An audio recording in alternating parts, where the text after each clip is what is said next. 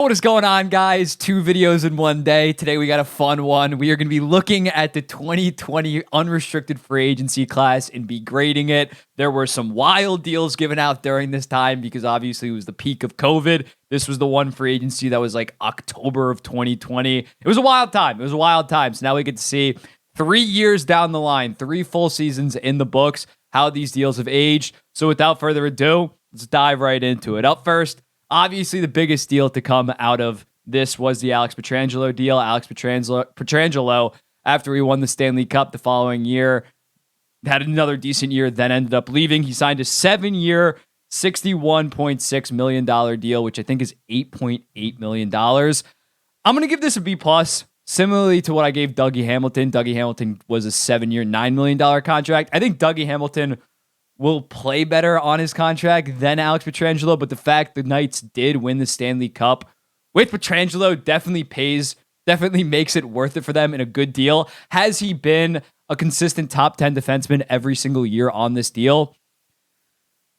He hasn't been as good as Dougie Hamilton was last year, but he's been definitely a top 20 defenseman, definitely a 55 to 60 point guy that chews 24 minutes a night. So I can't say I love it because, again, this is going to take him up until he's like 36 or 37 years old. But when you are the Vegas Golden Knights and you win a Stanley Cup, you cannot say that this is a bad deal looking back on it. So I think a B+ is fair. I know some people are going to say, oh, it's an A+. They won the Stanley Cup.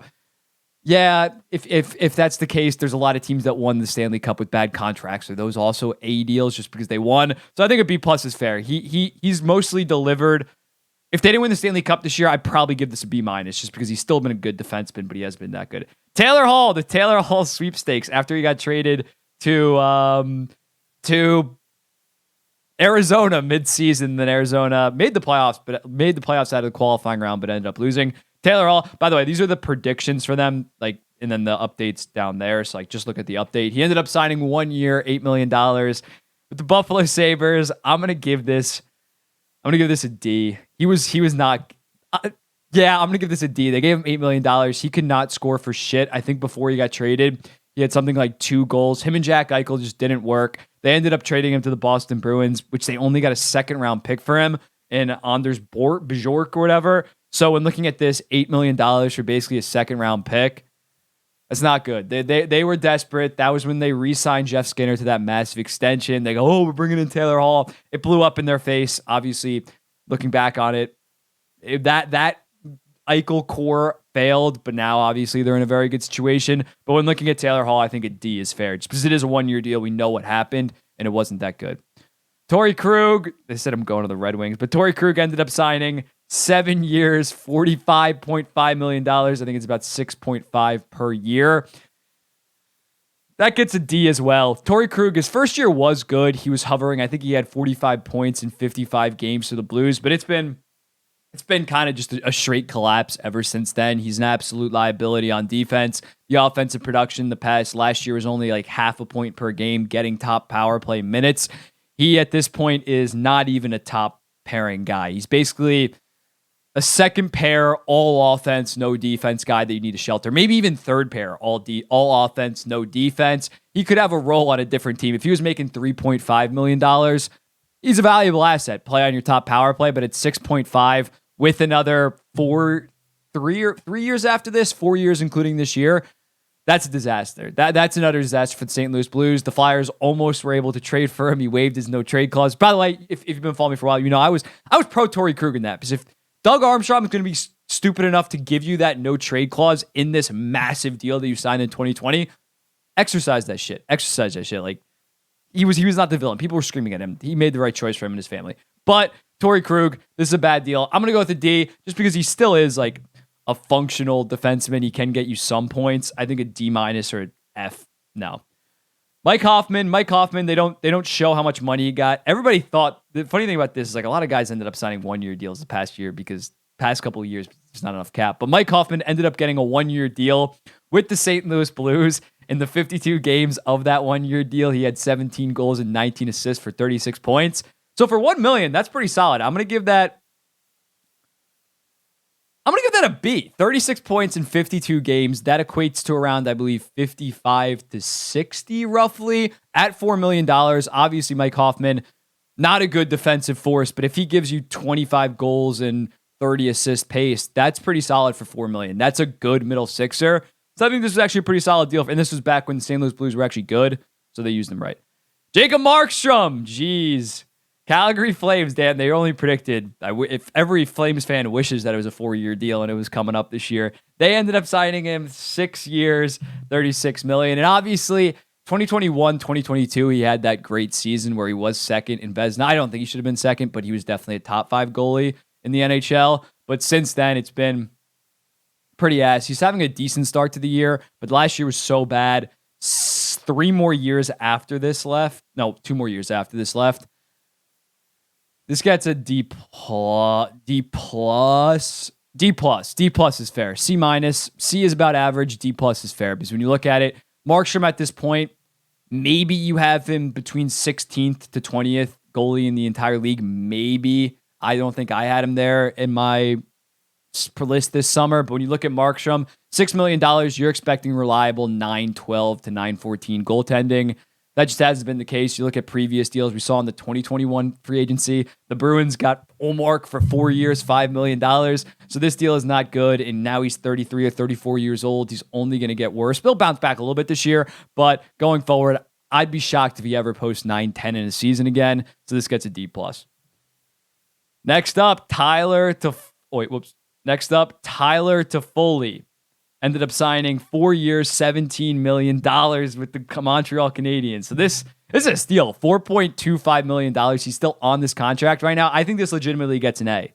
His first year in Montreal, he had, I believe, 42 points in 53 games. So around mid-60s point pace on a team that ended up making the Stanley Cup final. Then he gets shipped out to Calgary, has a decent low 50s point pace season, then goes for 73, now has like a goal per game in New Jersey at $4.25 million. That is a steal. This is worth an A. I wouldn't go A+. A+ would have to be like he's a legitimate like top 75 player in the league. I would have him in my top like 125. He's definitely more of an accessory piece on that New Jersey team. So when looking at that, he's just the solid 65 to 70 point winger at this point, and that's easily worth $4.25 mil per year. Genny Dadonov. Ooh. This one, I don't know how to rate this one. So he ended up signing 3 years, $15 million with the Ottawa Senators. Do I take into account that like he cost the Senators a first round pick? Because on its surface, he was horrible. He was horrible in Ottawa. He had 22 points in 51 games the 1 year he played for $5 million. That's dog shit. So when you look at that, his on-ice play, because he eventually got traded, they had to basically cap dump him, but his on-ice play still is like a D minus, and then you add on top of the fact that he lost the Ottawa Senators a first round pick because of that no trade clause.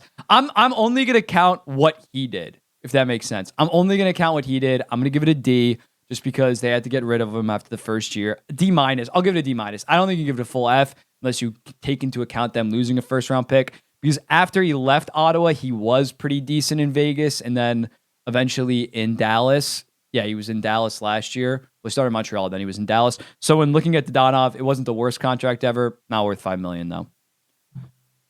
Next up, Tyson Barrie ended up signing 1 year, $3.75 million in Edmonton. He had a pretty good season. He had 48 points in 54 games that year with the Edmonton Oilers.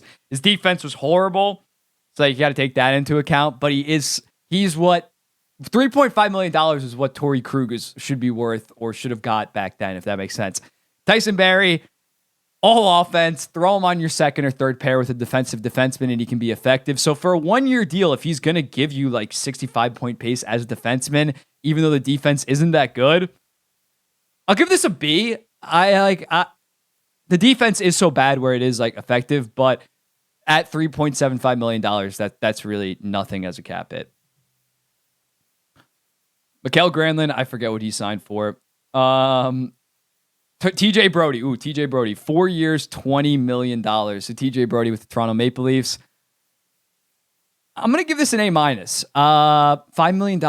Yeah, I'm going to give it a better grade than Pietrangelo. Just because TJ Brody has been so consistently good defensively for the Toronto Maple Leafs as that basically number 2 on that team. A lot of people hate him. There's some controversy around him, which I don't really get. He's just that lockdown guy. And for $5 million, he has been one of the best defensive defensemen throughout the course of this contract. And this isn't a Petrangelo or Hamilton deal that's going to take him to very old 36, 37. The deal is done after this year. I think he's either 30. I think he might be 34 this year. So when looking at that, you know what you got out of this deal. You got good defensive defenseman play over the past couple of years. So I think it's an A-.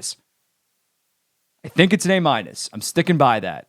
Leafs fans might even disagree with me, but Braden Holtby ended up getting 2 years, $8.6 million. Oh, my hair. 1 second. All right. Might be even worse. Braden Holtby, 2 years, $8.6 million. He stunk it up in Vancouver. He had an 889. And then he went over to Dallas, where he was actually a pretty solid backup with a 913. But when looking at this, what Vancouver thought they were getting, they thought they were getting that mentor for Thatcher Demko. Thatcher Demko balled out in that 2020 playoff run. We all remember it. Everyone's like, oh, he's the future Vezina winner. So he balled out then, but obviously they needed to bring in that veteran, which was Braden Holtby. He didn't really perform for the Vancouver Canucks, and then he was a clear backup in Dallas. I'm going to go with it's tough because when someone gets traded, do I affect their play, or is it just with that team signed? I'm going to go with the D+. For $4.3 million, you're expecting a decent starter. Braden Holtby was not that at any stage during this deal. All right, next up. Chris Tanev. Speaking of defensive defensemen, he signed 4 years, $18 million with the Calgary Flames. I'm going to go with an A on this. He was very good in Vancouver as a defensive defenseman, goes to Calgary. He's been one of the most shut down defensive defensemen in the entire league. And similarly to TJ Brody, this is the final year of that $4.5 million deal. I don't think he's going to fall off a cliff, even though Calgary has played pretty bad.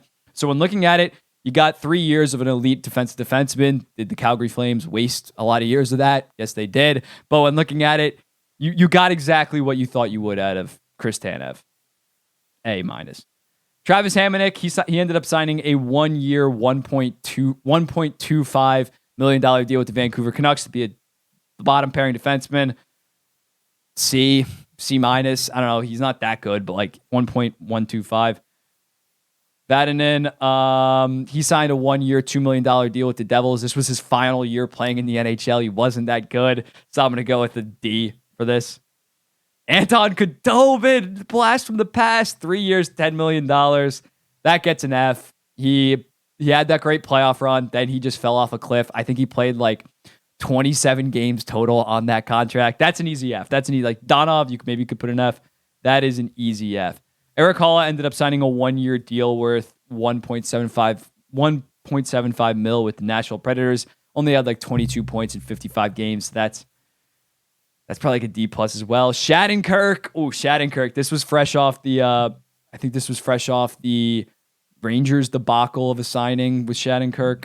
Shattenkirk got 3 years, $11.7 million. He was horrible his first year in Anaheim. He had something like 14 points during that shortened season. It was brutal. But then he bounced back for like the back-to-back 30-point seasons. Still at $3.9 million. That's not good. I'm going to still give this a D+. Craig Smith ended up signing 3 years. We'll end on Craig Smith here. He ended up signing 3 years, $9.3 million. He was solid the first 2 years of this deal on the Boston Bruins, but he was so bad that third year, not like it mattered. The Boston Bruins last year were a wagon, that they had to move off it. They dumped him to Washington in that big deal with Orlov and I'm blanking, Hathaway. But Craig Smith, I'll give this a C-.